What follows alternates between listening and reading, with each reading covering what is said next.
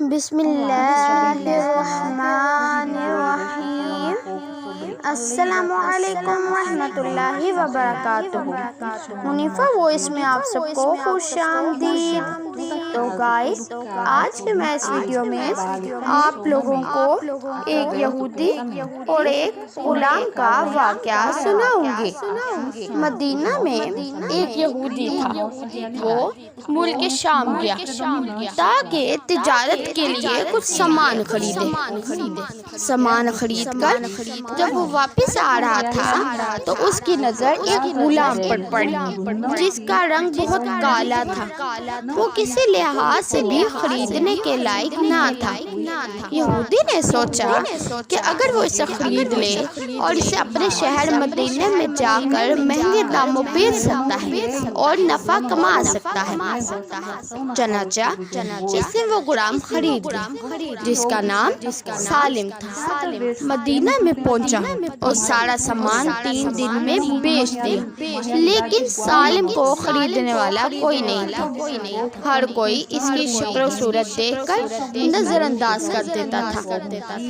یہودی نے غلام سالم سے کہا کہ وہ سامان پکڑ کے دھوپ میں کھڑا ہو جائے تو لوگ سمجھیں گے کہ غلام بہت محنتی ہے اور دھوپ میں بھی کام کرتا ہے تو وہ خرید لیں گے۔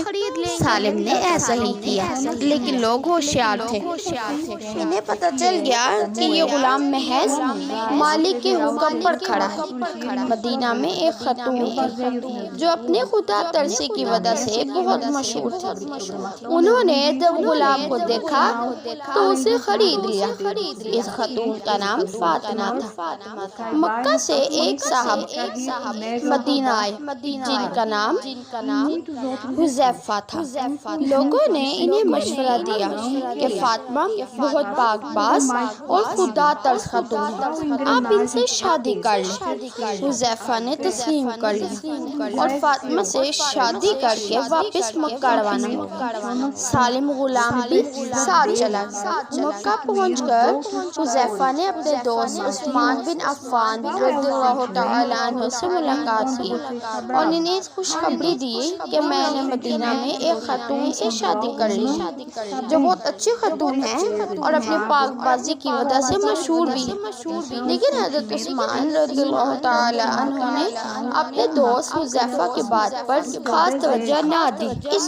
اس بے رخی کی وجہ سے حذیفہ کو رنج ہوا اور انہوں نے اپنے دوست سے اس کی وجہ پوچھی تو سیدنا عثمان رضی اللہ تعالی عنہ نے بتایا کہ میں اسلام قبول کر چکا ہوں اور تم مسلمان نہیں ہو، لہذا ہماری دوستی نہیں رہ سکتی۔ حذیفہ جانتے تھے کہ عثمان رضی اللہ تعالی عنہ بہت سمجھدار انسان اور وہ کوئی بے فائدہ کام نہیں کر سکتے، لہذا اپنے دوست کو کہا کہ میں بھی اسلام قبول کروں گا۔ اپنی زوجہ فاطمہ اور غلام سالم کے ساتھ اسلام قبول کر لیا۔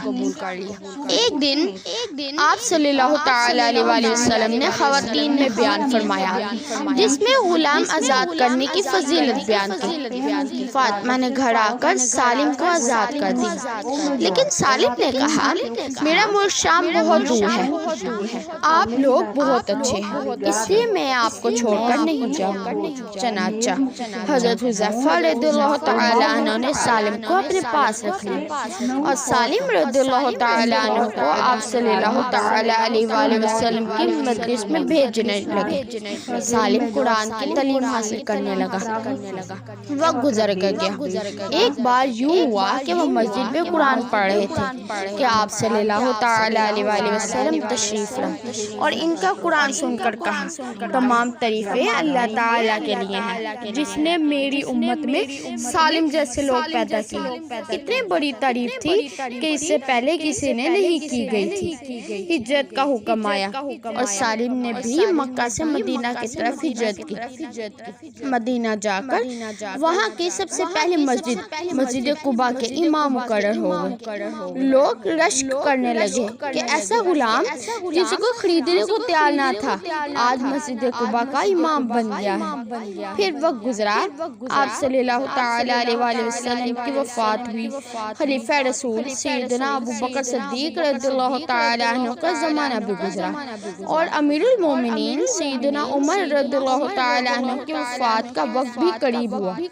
اس وقت سالم دنیا سے رخصت ہو چکے تھے۔ سیدنا عمر رضی اللہ تعالی عنہ نے فرمایا اگر سالم زندہ ہوتے تو مجھے امیر بنانے میں کوئی مشقت نہ ہوتی، یعنی میں انہیں امیر المومنین بنا دیتا، کیونکہ میں نے رسول اللہ صلی اللہ تعالی علیہ وآلہ وسلم سے سنا ہے سالم کا دل اللہ تعالیٰ کی محبت سے بھرا ہوا۔ سبحان اللہ۔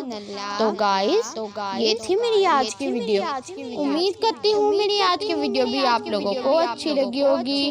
اگر میری آج کی ویڈیو اچھی لگی تو اس کو لائک، شیئر اور میرے چینل کو سبسکرائب کرنا مت بھولیے گا تاکہ ہر نئی آنے والی ویڈیو کی نوٹیفیکیشن آپ کو بر وقت موصول ہو جائے اور آپ اسی طرح سے ہی اچھے واقعات سن سکیں۔ تو گائز ملتے ہوں اپنی نیکسٹ ویڈیو میں کسی اور واقعے کے ساتھ، تب تک کے لیے اللہ حافظ۔